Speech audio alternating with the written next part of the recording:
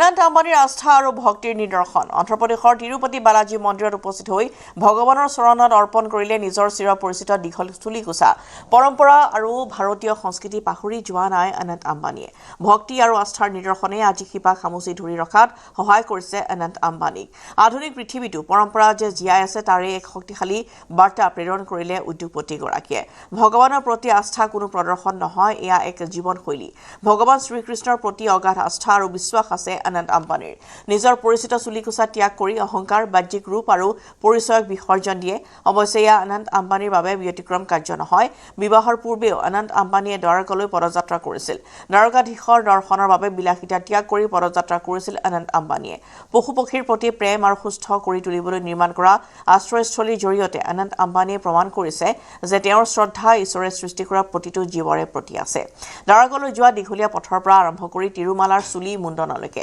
সকলোতে প্ৰকাশ পাইছে অনন্ত আম্বানীৰ শ্ৰদ্ধা ভক্তি আৰু সৰলতা